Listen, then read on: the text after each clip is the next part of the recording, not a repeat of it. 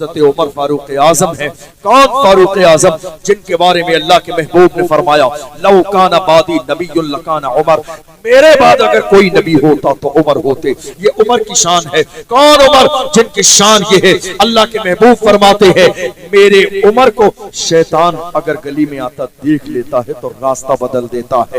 وہی عمر فاروق اعظم ہے۔ ایک دن اچانک سے دوستوں کے ساتھ بیٹھے ہیں، صحابہ کی انجمن میں بیٹھے ہیں، آنکھوں میں آنسو آ گئی۔ محسوس کرو، محسوس کرو، آنکھوں میں آنسو آئے۔ لوگوں نے کہا عمر رونے کی وجہ کیا ہے؟ کیوں رو رہے ہیں؟ کہے لوگوں دیکھو ایک دور وہ بھی تھا جب خطاب کا بیٹا عمر والد گرامی مجھے چند بکریاں اور اونٹ چرانے کے لیے دیتے تھے، چند بکریاں اور اونٹ، اور میں کسی ایک کھیت میں لے جا کے چھوڑتا تھا تو وہ چند بکریاں اور اونٹ مجھ سے سنبھالے نہیں جاتے تھے۔ ادھر سے مارتا تھا تو ادھر جاتے تھے، اس کے کھیت سے مارتا تھا ادھر چلے جاتے تھے۔ میں رو اس لیے رہا ہوں کہ یہ جو آج 22 لاکھ مربع میل پر حکومت عطا فرمائی ہے کہ قیصر و کسریٰ بھی نام سن لیتے ہیں تو ان کے جسم کے رونگٹے کھڑے ہو جاتے ہیں، یہ عمر کی محنت سے نہیں، مصطفیٰ کی نسبت سے اللہ نے مجھے یہ مقام عطا فرمایا۔ جو حضور کے سچے غلام بنتے ہیں وہی زمانے کے امام بنتے ہیں۔ سچے غلام تو بنیے۔ آپ کو معلوم ہے اللہ کے محبوب بیٹھے ہوئے، ایک شخص آیا، ہاتھ میں سونے کی انگوٹھی۔ مرد کے لیے سونا پہننا حرام ہے، معلوم ہے آپ کو یہ مسئلہ، لیکن پھر بھی ہمارے کچھ نوجوان ذرا سا قدرت نے کیا نوازا کہ آ کے بیٹھے ہیں پہلے صف میں، تمہاری دولت بتا رہی ہے، تمہارا لہجہ بتا رہا ہے تمہاری دولت نئی نئی ہے۔ آج میری قوم کے کتنے جوان ایسے ہیں یہ جانتے ہوئے کہ اللہ کے رسول نے باضابطہ مرد کے لیے سونے کو حرام قرار دیا، پھر بھی میری قوم کے کتنے جوان ایسے ہیں، دیکھ لیجئے شادی کے موقع پر باضابطہ سونے کی چین پہن کر گلے میں آئیں گے، اور جب گلے میں سونے کی چین پہنیں گے تو وہ اپنے باضابطہ کوٹ کے یا شرٹ یا ٹی شرٹ کے بٹن بھی نہیں لگائیں گے، چین باہر ہوگی تاکہ زمانے کو پتہ چل جائے ہمارے پاس سونے کی چین ہے، لوگوں کو خبر مل جائے ہم مالدار ہیں، لوگوں کو پتہ چل جائے ہمارے پاس اتنا سونا اور زیور ہے۔ ارے بے وقوف انسان، کس کو دکھاتا ہے یہ سونا؟ حرام کام کرتا ہے، پھر اس کی نمائش کرتا ہے، پھر اس کو دکھاتا ہے۔ کیا یہ اچھی بات ہوتی؟ کیا یہ اچھی بات ہوتی؟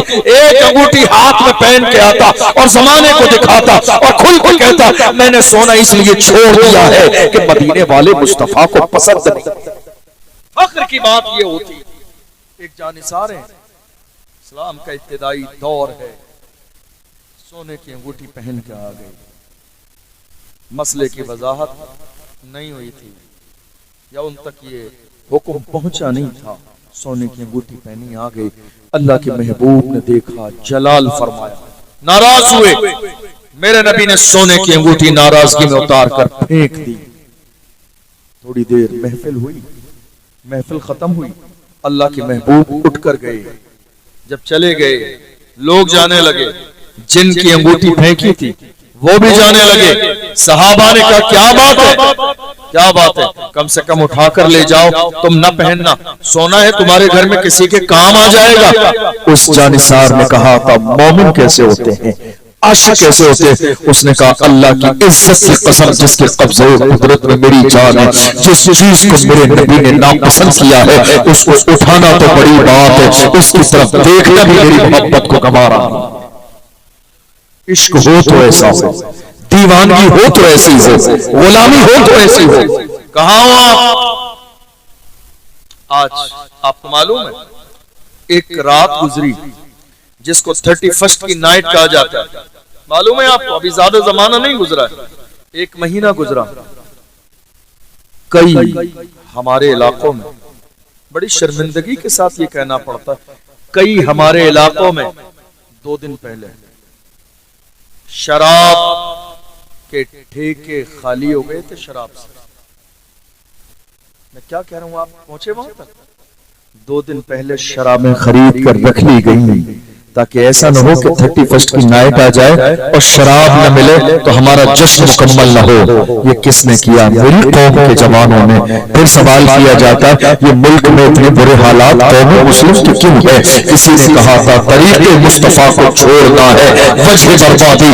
اسی سے قوم دنیا میں ہوئی بے اقتدار اپنی. کیا کر رہی ہے میری قوم کے جوان؟ شراب و شباب کی طرف جا رہی ہیں. کیا مشن ہے آپ کا؟ 2025 کا آغاز ہو گیا، حضور کی شان میں گستاخی ہو رہی ہے کوئی مشن آپ کا؟ میں کسی باہر والے سے نہیں کہہ رہا ہوں، یہ تقریری جملے نہیں ہیں. میں جہان آباد کے جوانوں سے پوچھ رہا ہوں، آپ بتائیے ہے کوئی مشن آپ کا؟ نہیں. ہے کوئی پلاننگ آپ کی؟ نہیں. اگر آپ کو مجھ سے امید ہے میں آپ کو بڑی بڑی باتیں سنا کے جنت کا اعلان کر کے چلا جاؤں، آپ مایوس ہو جائیں گے. اس لیے کہ میں زمین سے جڑا ہوا شخص زمین کی بات کرتا ہوں.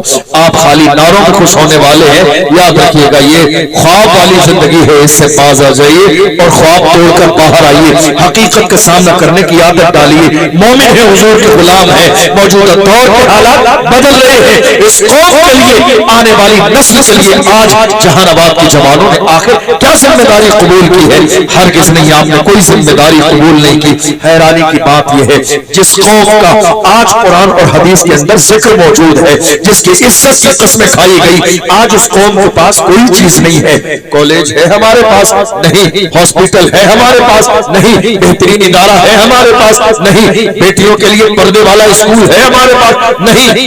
کون سی چیزیں آج قوم مسلم کے پاس؟ مجھے بتائیں آپ. کوئی ضرورت کی چیز ہے آپ کے پاس؟ نہیں. جس قوم کو کہا گیا ایک ہی صف میں کھڑے ہو گئے محمود و ایاز، نہ کوئی بندہ رہا اور نہ کوئی بندہ نواز. آج تک وہ قوم ذات اور برادری کی بنیاد پر لڑائی کر رہی ہے. یہ اونچی ذات، یہ نیچی ذات، یہ چھوٹے لوگ، یہ بڑے لوگ. کیا اسلام میں اس چیز کی گنجائش ہے؟ نہیں. آپ کو اندازہ بھی نہیں ہوگا شاید اس بات کا. اور سوشل میڈیا کا استعمال کرتے ہیں. یار بیٹھ جاؤ خدا کے بندو، 3 بجے میچ دیتے ہو اور اس کے بعد کھڑے ہو کے تماشا کرتے ہو. آپ لوگ اچھی بات نہیں ہے یہ. اور آج حالات یہ ہے کہ ان ساری سچویشن کو دیکھنے کے بعد آپ نے کیا ذمہ داری ادا کی آنے والی نسل کے لیے؟ نہیں. آپ نے کوئی ذمہ داری ادا نہیں کی آنے والی نسل کے لیے. حالات دیکھ رہے ہو آپ کی نگاہوں کے سامنے. سوشل میڈیا کا میں سے بہت سارے لوگ استعمال کرتے ہیں، تو آپ نے دیکھا ہوگا 4-5 سال کے زمانے میں ہماری کئی لاکھ بیٹیاں مرتد ہو گئی. اچھا نہیں لگتا یہ کہتے ہوئے.